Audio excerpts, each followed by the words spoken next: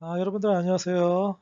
지난 시간 탐구 활동은 잘 했겠죠? 몇몇 친구들은 벌써 파일도 올리고 발표 자료도 올린 친구들도 있고 한데 하여튼 기한 안에 여러분들 그 제시된 과제는 모두 제출해 줬으면 좋겠고 또 발표 자료들 동영상 만드는 친구들은 또 잘하면 생기부에도 기록이 될 수 있으니까 선생님 계속 여러 가지 중간중간에 온라인 수업이지만 이렇게 활동들을 제시해 줘서 여러분들이 좀 부담스러울 수도 있겠지만 그래도 좀 부담 없이 좀 임하면서 예, 좋은 탐구 활동이 됐으면 하는 바람이 있습니다.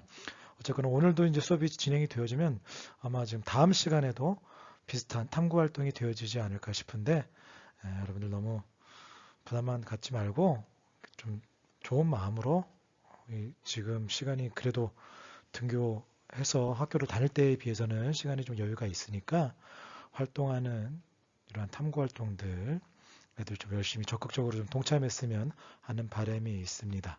자, 그러면 오늘 이제 3단원의 두 번째 시간인 신경계에 대해서 좀 살펴보는 시간을 갖도록 하겠습니다. 자, 오늘은 신경계, 사람의 신경계에 대한 부분입니다.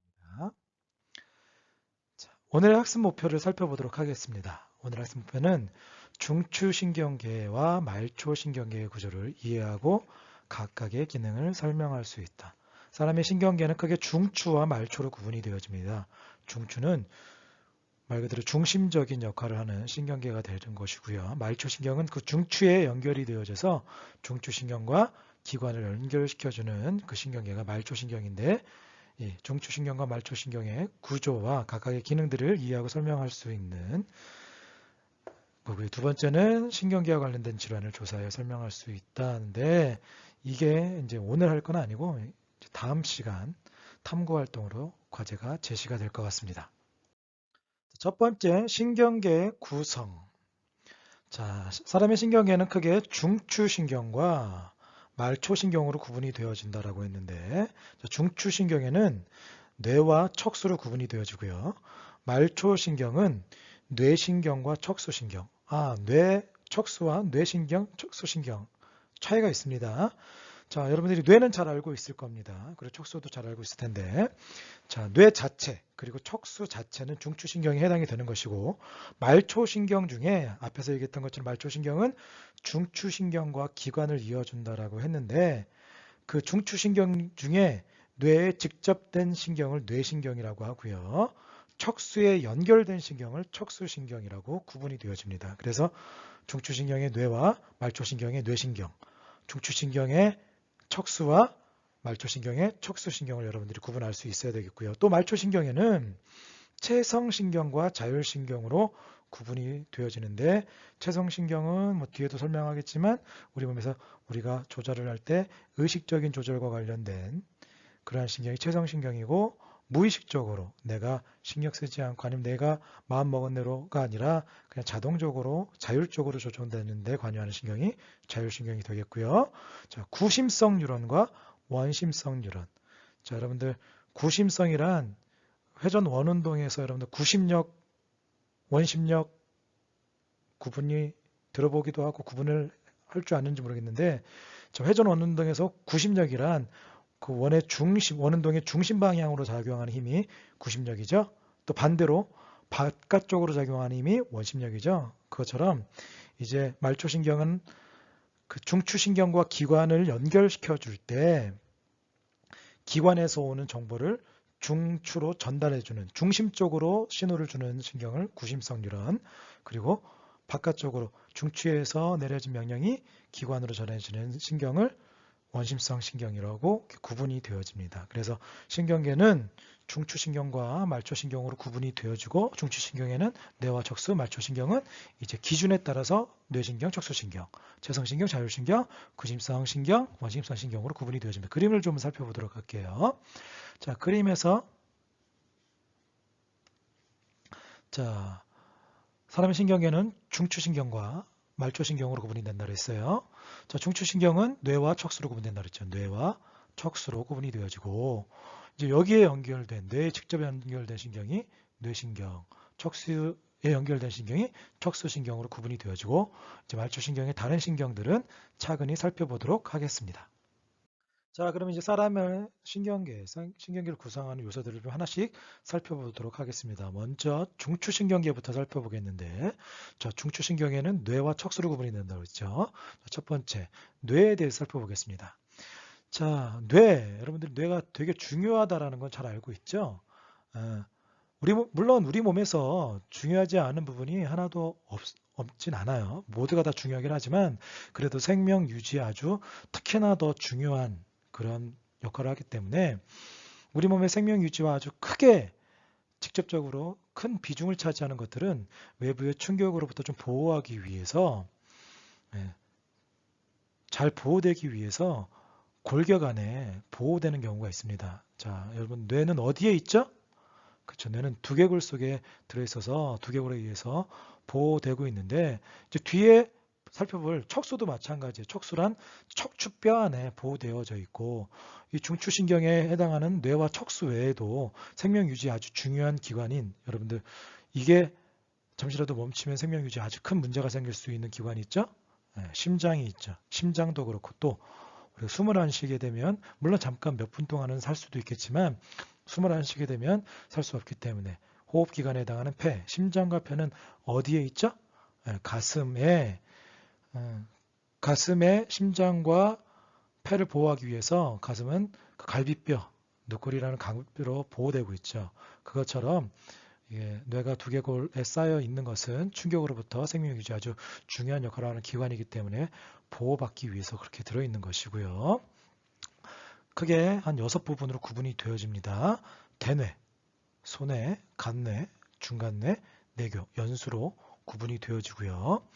뭐 약 1000억 개의 뉴런으로 이루어져 있고 무게가 한 1.3에서 1.5kg, 몸무게의 한 2% 정도 차지하고 있고 전체 산소 소모량의 20%를 소비하고 심장에서 나오는 혈액의 20%가 흐른다고 뇌에 대한 설명 간단하게 여러분들 살펴보도록 하고 너무 자세하게 외우려고 하진 않아도 되고 참고만 하면 될 것 같고요. 좀 그림으로 좀 살펴보면 자, 뇌가 한 6부분으로 구분이 되어진다고 그랬죠. 뇌에서 가장 크게 차지하는 큰 부분을 차지하는 부분이 이 대뇌가 되겠고요. 요 부분 정도가 대뇌에 해당이 되고요. 대뇌 뒤쪽 아랫부분이 소뇌 그리고 대뇌와 소뇌 사이에 있는 뇌가 간뇌, 그리고 중간뇌, 뇌교, 연수로 구분이 되어지는데 이제 이 뇌를 구성하는 각 부분들을 하나하나씩 살펴보도록 하겠습니다. 자, 먼저 대뇌에 대해서 살펴보도록 하겠습니다. 대뇌는 앞에서 얘기했던 것처럼 뇌에서 가장 큰 부분을 차지하는 뇌가 대뇌가 되겠습니다. 자, 대뇌는 좌우 2개의 반구로 나누어져 있고요. 표면에 주름진 구조로 표면적을 넓히기 위한 구조로 되어 있죠. 자, 대뇌는 크게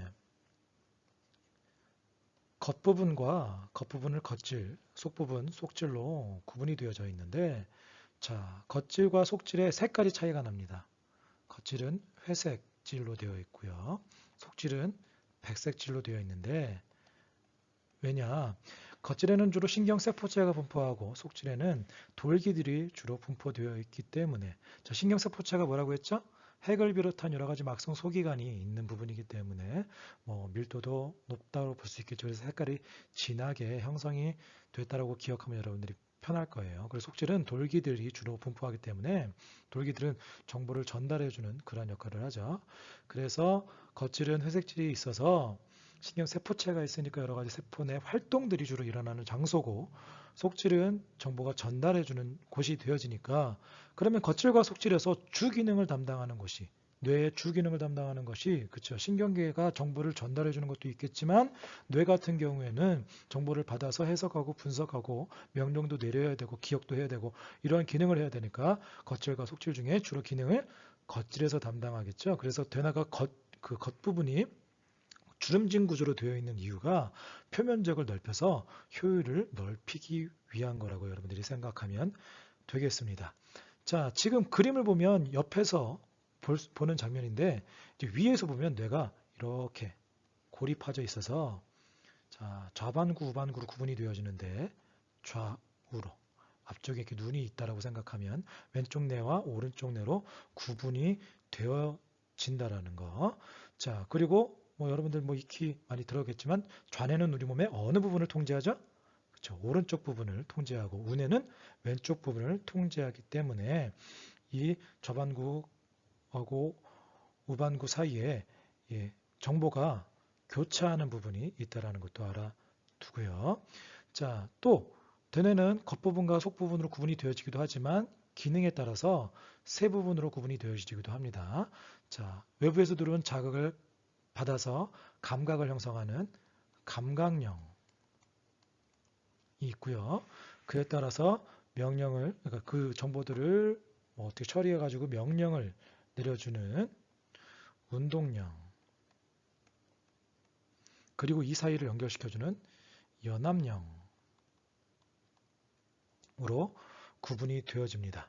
그래서 대뇌는 기능에 따라서 감각령, 연합령, 운동령으로 구분이 되어진다는 것도 살펴보면 되겠고, 또 위치에 따라서는 이제 그림에서 보면 앞부분을 전두엽, 뒷부분을 후두엽, 윗부분을 두정엽, 그리고 옆부분을 옆 측면 해서 측두엽으로 구분이 되어지고, 그 각 부위마다 뭐 언어를 담당하고 뭐 미각을, 청각을, 감각을 형성하는 부분, 또는 뭐 운동을 담당하는 거, 뭐 말을 하는 부분, 이런 부분, 이렇게 부분마다 이렇게 역할들이 구분이 되어져 있는데 다 외울 필요 없이 그냥 이렇게 대뇌의 겉질 부분은 부분마다 이렇게 역할이 구분이 되어져 있구나 정도 여러분들이 알아두면 되겠고요. 여러분들이 대뇌에서 꼭 기억해야 될 건 뭐냐? 한마디로 욕하면 대뇌의 기능은 고등정신활동의 중추라고 하면, 고등정신활동의 중추라고 요약해 볼 수가 있어요. 그래서 의식적인 의식활동과 관련된 역할을 하는 것이 대뇌의 작용이다라고 여러분들이 알아두고 넘어가면 좋을 것 같습니다. 두 번째는 소뇌입니다. 자, 소뇌는 대뇌의 뒤쪽 아랫부분에 위치한다고 했죠. 대뇌 뒤쪽 아랫부분에 위치해서, 자, 얘는 대뇌 축소판이라고 생각하면 돼요. 그래서 대뇌와 마찬가지로 좌우 두 개의 반구로 구분이 되어지게 되는 것이고요. 소뇌의 역할은 자, 대뇌와 함께 수위 운동에 조절 중추가 되어집니다. 이 수위 운동이란 건 뭐냐? 내가 마음 먹은 대로 움직이는, 내가 컨트롤할 수 있는 운동을 수위 운동이라고 해요. 수위 운동에 반대되는 개념을 불수위 운동이라고 하는데, 불수위 운동은 내가 의식하지 않고서 하는 운동. 예를 들면 뭐 여러분 심장박동 있죠? 심장박동은 내가 혈액을 순환시키기 위해서, 생명을 유지하기 위해서 심장은 계속 끊이지 않고 박동을 해야지라고 신경을 쓴다고 하는 건가요? 아니죠. 심장박동을 잃어버리고 있어도, 내가 신경을 전혀 쓰지 않고도 심장박동이 일어나고 있고, 또 호흡하는 것도 마찬가지죠. 물론 호흡하는 건 내가 숨을 쉬어야지 하고 크게 들이마시고 내뱉는 경우도 있겠지만, 평상시에 숨 쉬는 거 까먹고 있어도 숨을 자동적으로 쉬게 되는데, 이러한 운동을 불수위 운동이라고 해요. 소화기관들의 운동들도 마찬가지고, 근데 이제 수위 운동, 팔을 올려야겠다, 내려야겠다, 다리를 움직여야겠다, 이런 수위 운동은 대뇌와 함께 소뇌가 같이 컨트롤 해주게 되는 것이고요. 또 평형 감각의 중추가 되어지게 됩니다. 그래서 내가 똑바로 서 있는지, 기울어 있는지, 누워 있는지, 아니면 움직이는지, 내가 눈을 감고 있어도 앞을 보지 않아도 내가 움직임이 있는지, 내가 멈춰 있다가 움직이는구나. 자동차, 눈 감고 차를 타고 있을 때 멈췄구나, 달리고 있구나, 이런 것들을 느낄 수 있죠. 이러한 것들을 감지하는 것이 우리 몸에 이제, 그 기관은 이제 귀에 분포하는데, 귀에서 그 정보를 어디로 주느냐? 소뇌에서 주게 됩니다. 요 귀에서의 평형 감각 유지는 예전 교육 과정에서는 있었었는데 빠져가지고, 나중에 혹시 등교 계약하고 나서 시간이 좀 여유가 있으면 뭐 이것도 설명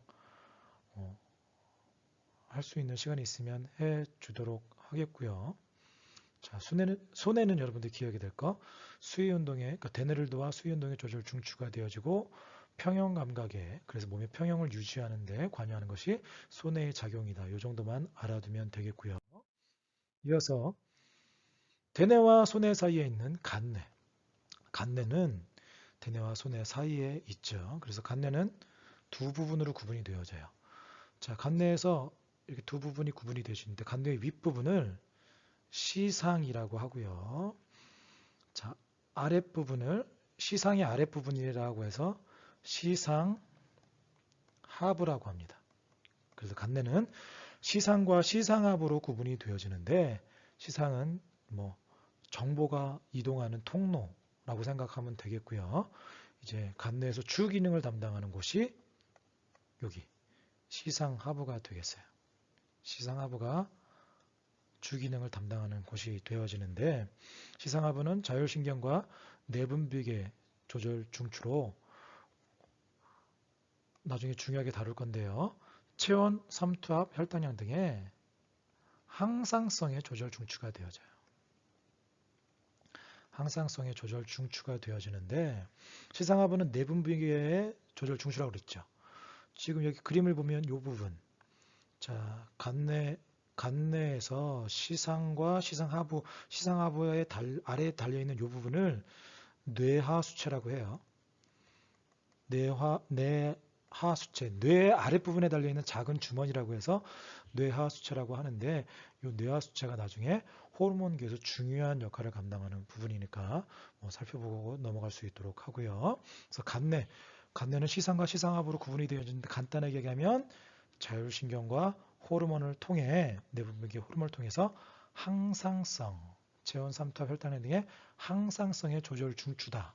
이 정도 여러분들이 기억하면 좋을 것 같고요. 자, 이어서 중간뇌. 자, 중간뇌는 예전에 중뇌라고 하기도 했어요. 중뇌 또는 중간뇌. 크기가 중간이 가운데 크기가 아니라 중간 크기가 아니라 거의 뇌에서 가운데 위치한 중앙 위치에 위치한다고 해서 중간뇌라고 하는데 중간뇌는 소뇌와 함께 평형을 조절해 준다라고 하기도 하지만 가장 중요한 기능이 눈을 조절해 주는 거예요. 눈. 그래서 안구 운동과 홍채 운동. 안구 운동은 말 그대로 안구, 눈의 운동. 그래서 이게 뭐냐? 우리가 눈을 가지고서 하는 것이 보는 거죠. 그래서 멀리 볼 때와 가까이 볼 때 내가 먼 곳에 초점을 두느냐, 가까운 곳에 초점을 두느냐, 초점을 조절하는데 요 중간뇌가 관여하는 것이고요. 또 홍채라는 것은 자, 눈동자를 보면 눈은 우리가 전체적으로 하얀색이지만 눈에 눈동자가 있죠. 눈동자가 이렇게 있으면 전체가 다 우리 동양인들, 한국인들, 동양인들은 갈색, 검색을 띠는데 자, 이 부분이 갈색 또는 인종에 따라서 이 부분의 색깔이 다를 수가 있고요. 이 안은 전부 다 검은색일 겁니다. 자, 이 부분은 동공이라는 거예요. 동공. 빛이 눈 안으로 들어가는 통로인 동공이 되는 것이 빈 공간이에요. 자, 요 겉에 도너츠 모양의 링 구조의 근육인대가 홍채인데 이 홍채의 크기를 조절해서 눈 안으로 들어가는 빛의 양을 조절해주는 홍채 운동을 조절해주는 것이 중간뇌의 역할입니다. 그래서 중간뇌는 눈을 조절해주는 거라고 여러분들이 기억하면 되겠고요. 자, 뇌교는 말 그대로 뇌의 다리 역할을 해주는 부분이라고 생각하면 되는데 중간뇌와 연수 사이에 위치하고 있고요. 자, 손의 좌우 반구를 연결시켜주고 정보를 전달해주고 호흡 등에 관여해주고 뇌줄기를 구성한다. 그 정도 알아두면 되겠고. 자, 뇌에서 마지막인 연수는 자, 뇌에서 척수로 이어지는 부분이 되겠고요. 신경이 좌우가 교차 통과하는 부위가 되어지고 그런 것도 쭉 살펴보면 되겠고요. 중요한 것이 심장박동이라든지 심장박동에 또는 호흡운동에 소화운동에 이런 우리가 심장이 잘 안 뛰면 생명유지가 힘들죠. 호흡도 마찬가지고 소화가 안 되면 음식을 잘 소화시키지 못하면 생명유지가 힘들죠. 그래서 연수는 생명유지와 관련된 중추라고 생각하면 되겠어요. 생명유지 장치라고 생각하면 생명유지에 관련하는 그 명령을 내려주는 것이 연수라고 생각하면 되겠고, 뭐 기침, 재채기, 하품, 눈물 분비 등의 뭐 반사를 담당하기도 하고, 반사 이제 척수 때도 반사가 나오겠지만 이제 반사라는 것은 뇌에서도 뭐 특히 이제 대뇌나 소뇌처럼 이렇게 의식적으로 통제해 주는 것이 아니라 각 부위에서 내가 의식하지 않고 그냥 자동적으로 일어나는 것을 반사라고 하는데, 연수가 하는 반사를 연수반사, 연수반사에는 뭐 기침, 재채기, 하품, 눈물 이런 것들이 연수반사에 해당이 되는 것이고, 그리고 뭐 중간뇌, 중뇌반사, 여러분 동공반사라고 들어봤죠? 동공반사도 마찬가지로 중간뇌가 통제하기 때문에 내가 의식하지 않아도 빛의 양에 따라서 동공이 크게 달라지는 그런 반사가 되어지게 되는 것이고요. 자, 계속 나오지만 여기 그림에도 나왔지만 중간뇌 뇌교 연수는 뇌줄기를 구성한다. 이것도 참고로 어떤 문제 같은 경우에 나오는 경우, 언급되는 경우가 있어서, 그래서 혹시 나중에 중간고사 때 문제 낼 게 없으면 선생님도 이것도 낼 수도 있으니까 이거는 그냥 그 정도로만 알아두고 너무 신경 쓰지는 않았으면 좋겠고요. 자, 연수까지가 뇌에 대한 이야기입니다. 자, 이어서 척수에 대해서 살펴보도록 하겠습니다. 자, 척수는 자, 연수 아래쪽부터 쭉 이어지는 척추뼈 안에 들어있는 신경 다발이에요. 자, 뇌와 말초신경 사이의 정보를 전달해주는 역할을 하고요. 자, 척수도 구분이 되어집니다. 겉질과 속질로 구분이 되어져요. 근데 이제 겉질과 속질로 구분이 되어졌던 게 대뇌가 있었죠. 손에선 설명이 안 됐지만 손에도 마찬가지였고요. 자, 겉질과 속질로 구분이 되어지는데, 자, 대뇌와 반대로 색깔이, 대뇌는 겉질이 회색질이고 속질이 백색질이었는데 척수는 반대예요. 겉질이 백색, 속질이 회색. 왜 그러냐면 겉질에는 주로 돌기들, 속질에는 신경세포체가. 근데 척수는 뇌와 말초신경을 이어주는 그러한 역할을 하기 때문에, 정보를 전달해주는 그러한 기능을 하기 때문에, 이제 척수에서는 색깔은 반대지만 마찬가지로 대뇌처럼 겉질에서 주기능을 담당하게 되는 것이고요. 자, 마디마디마다 좌우 한 쌍씩 분포하게 되는데, 자, 좌우 한 쌍이지만 앞쪽과 뒤쪽으로 이렇게 또 구분이 되어지게 됩니다. 그래서 앞쪽 배 쪽에 있는 부분을 전근, 뒤쪽 등 쪽에 있는 것을 후근이라고 하는데, 자, 전근으로는 운동신경이 빠져나가게 되는 것이고요. 후근으로는 감각신경이 들어오게 되는 것입니다.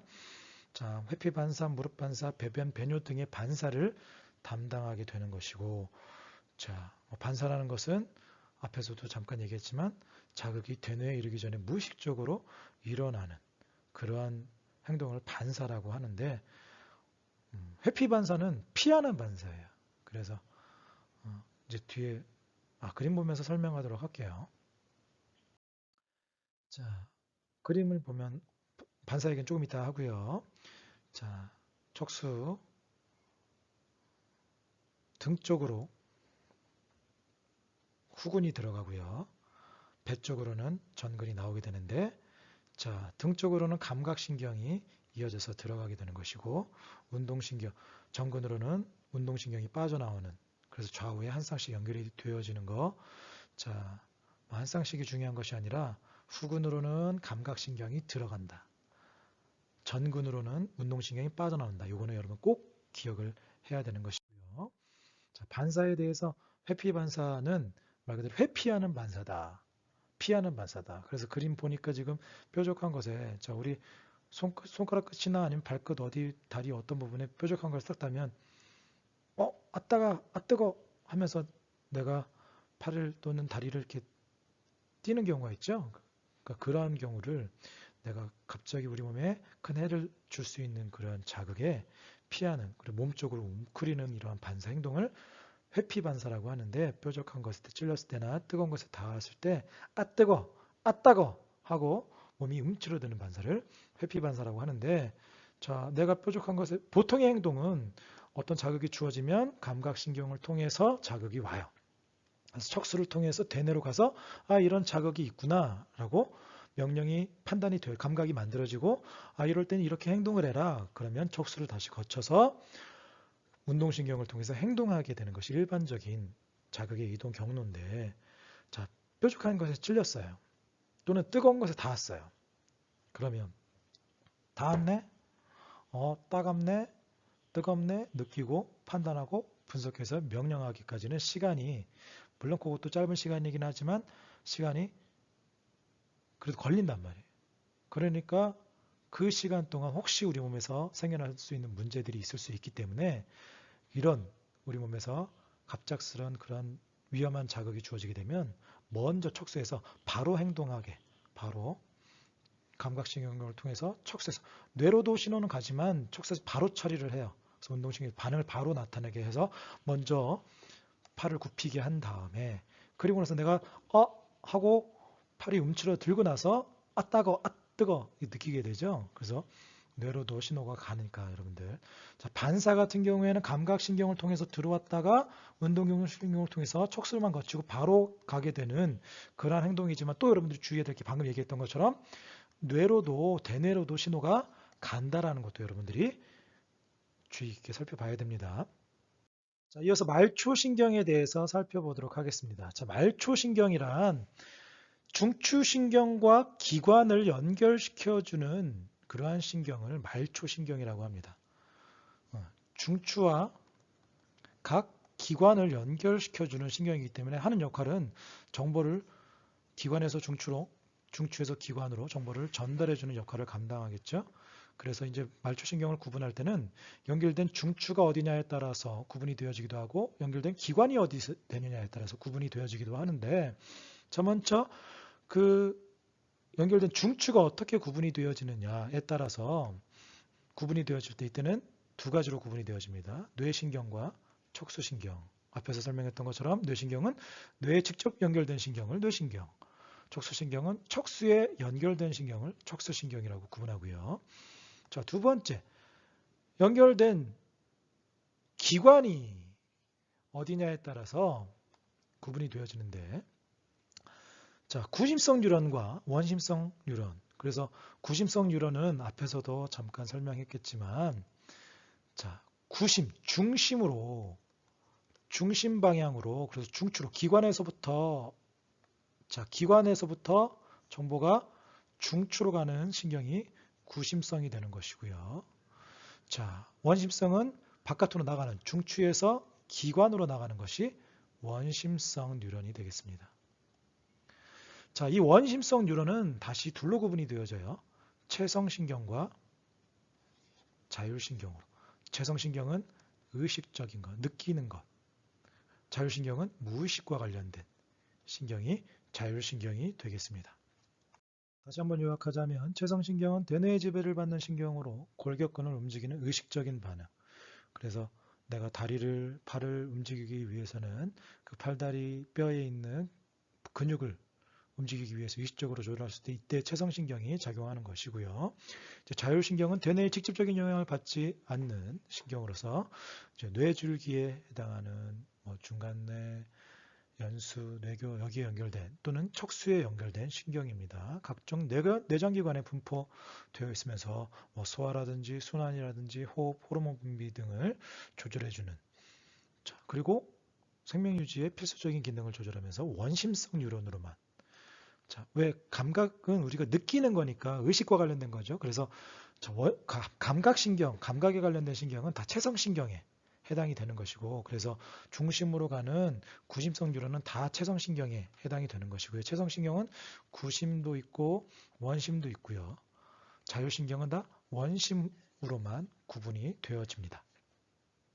자, 그러면 이런 자율신경에 대해서 조금 더 자세하게 살펴보면 자율신경은 두 가지로 구분이 되어집니다. 자율신경에는 교감신경과 부교감신경으로 구분이 되어지는데, 자, 교감신경과 부교감신경은 하나의 기관에 같이 연결이 되어집니다.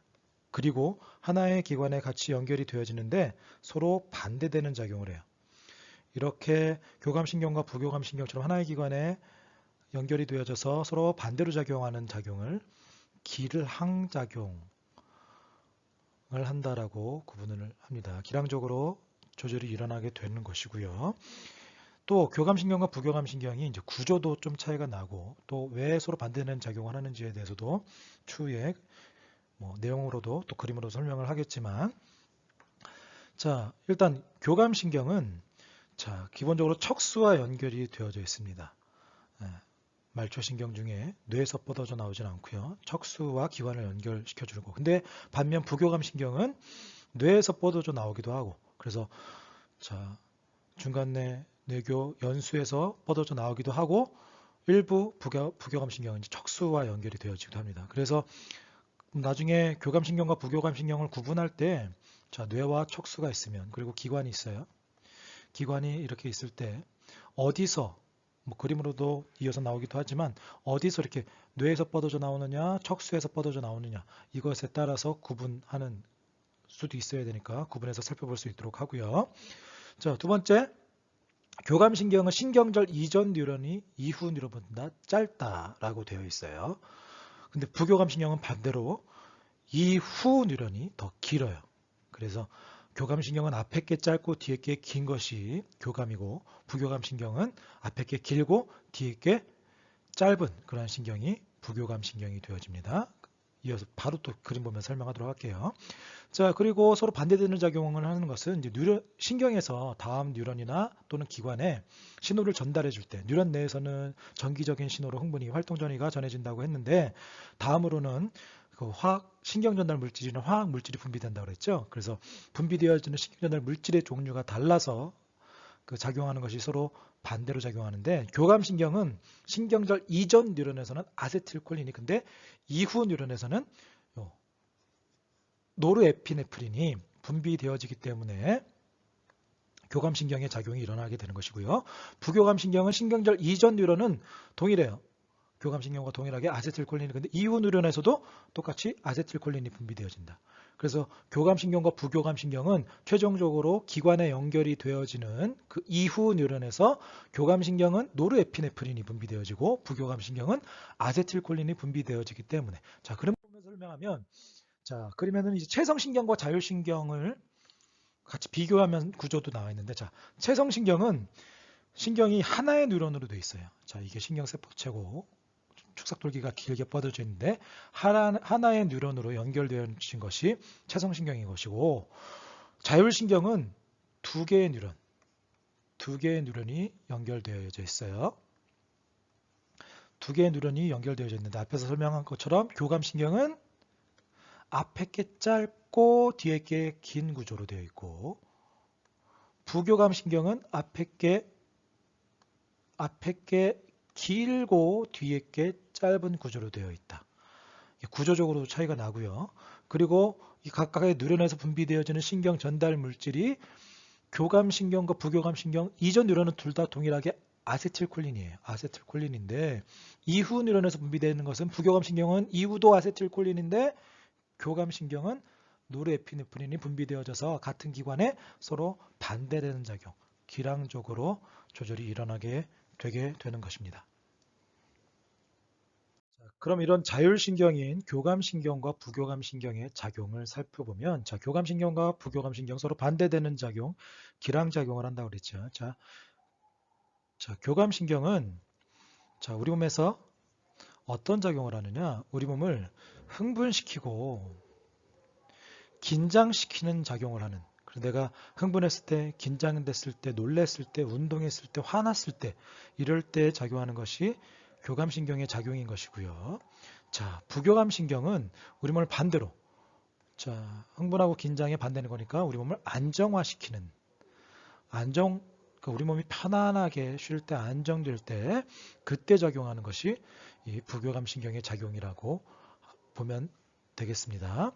자, 교감신경은 자, 뇌와 척수에서 중추신경에 연결될 때 척수로 다 연결이 된다고 그랬죠.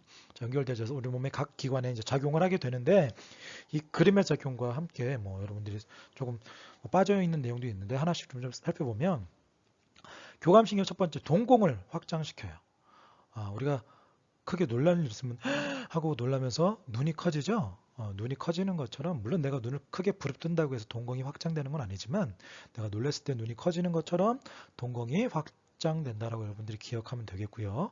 그리고 놀랐을 때 일어나는 일, 심장 박동이 빨라지게 되죠. 심장이 벌렁벌렁하죠. 심장 박동이 빨라지고 호흡도 가파지고 긴장하면 근육이 수축하게 되죠. 근육이 긴장하면 수축되고 혈관도 수축해서 그러니까 혈압도 상승하게 되는 것이고 혈당량도 올라가게 되는 것이고 그리고 이제 뭐 침분비 같은 경우에 내가 긴장하게 되면 입안이 마르죠. 긴장했을 때 놀랐을 때 입안이 바짝바짝 마르는 것처럼 자, 침은 소화와 관련된 일을 하는 소화액이니까 침을 비롯한 소화액의 분비도 억제되어지게 되는 것이고 뿐만 아니라 소화 운동도 억제되니까 우리 밥 먹고 나서 바로 밥 먹고 뛰지 마라, 밥 먹고 바로 운동하면은 소화가 잘 안 된다. 소화 운동을 억제시키기 때문에 또는 밥 먹고 있을 때 엄마가 막 잔소리하면 아우 얹히겠어, 체하겠어요 그러죠. 그게 당연한 거예요. 이렇게 내가 그런 잔소리를 들으면 화가 나고 그러니까 교감신경이 작용하게 되면 소화가 억제되게 되는 것이고요. 그리고 방광을 확장시키게 됩니다. 방광이 뭐죠?